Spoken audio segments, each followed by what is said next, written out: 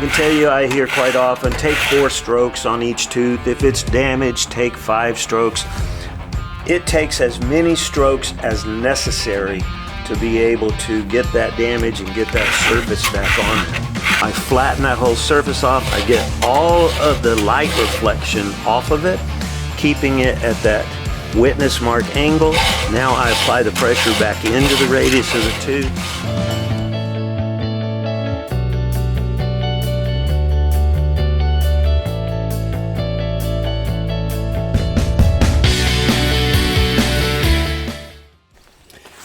If you see here on this chain, this is a 72 LG Oregon chain, and it's one I pulled out of the pile.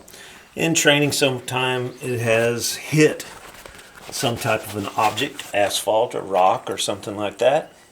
And more or less my process to take a look at. If you see here at this edge, anytime you see light reflecting, you pretty well know that that chrome edge is peeled back or it's rolled over.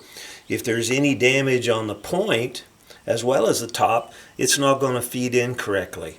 So I've said many times it's not as much sharpening as it is repair in many cases.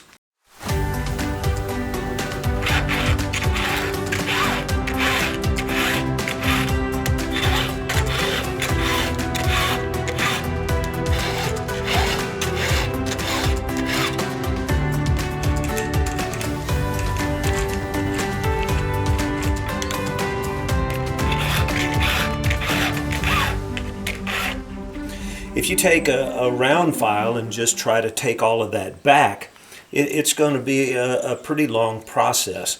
In other words, you've got to make several strokes to be able to get the damage off. You've got to kind of pull up on the file, or you've got to file the tooth way back until that top angle diminishes and the file takes all of that damage off.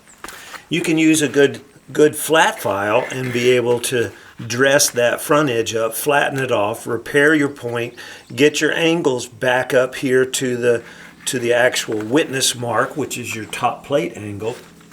That can all work. Or you can use a guide of some type, whether it's a standard type that more or less just holds the round file, or this FERD type tool, which is more or less the same as the Husqvarna Sharp Force, or the FERD sells it as the Chain Sharp. These are tools that give you some stability to the file. It gives you a little bit more to hold on to. It has a flat file in which actually takes the depth gauge at the same time in proportion to the height of the point. So it's not really that necessary trying to keep all of these teeth the same length, because that relationship from the depth gauge height sets each tooth taking the same bite. And so what this does is, as it sits on the tooth, it cuts the side plate out on the tooth, and it rests on the tooth in front, because both of these have downward motion on tops of the teeth. As you file back, the whole tool is lowered, and it more or less sets the depth gauge in proportion to the height of that point on the one that you're filing.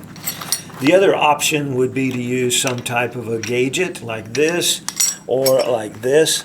And both of those, it's kind of important that you keep your teeth the same length, because more or less it takes and references 2 or 3 teeth for that depth gauge height.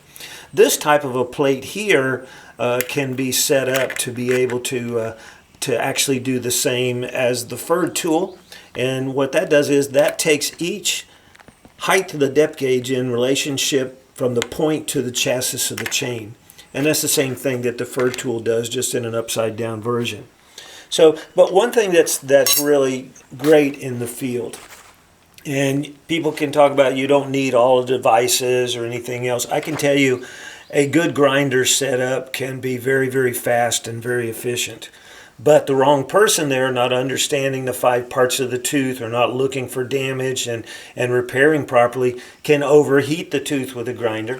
You can be able to take a flat file and take that damage off of the tooth and then put it on a grinder and reduce a lot of the situation of irregular length teeth, as well as cutting too much and overheating the metal. But with a guide like this, you can be able to roll it back to the middle of the round file as a flat file. I can make 2 or 3 strokes, and you see I'm taking that chrome top back. I'm aligning as I need to with the actual witness mark to keep my top plate right. Now I can start to roll this down. As I roll it down, I'm applying pressure back into the radius of the tooth and the last couple strokes against the front, and that sets the depth gauge. It takes as many strokes as necessary to be able to get that damage and get that surface back on there.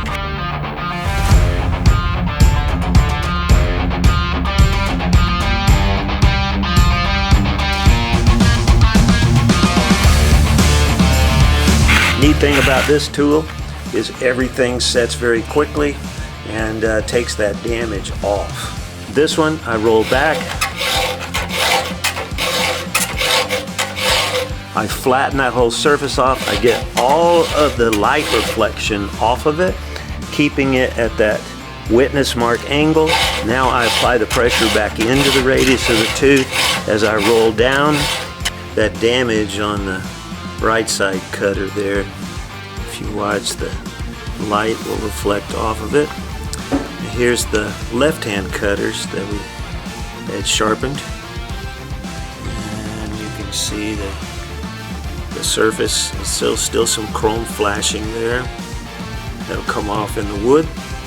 All your angles lining up with your witness mark.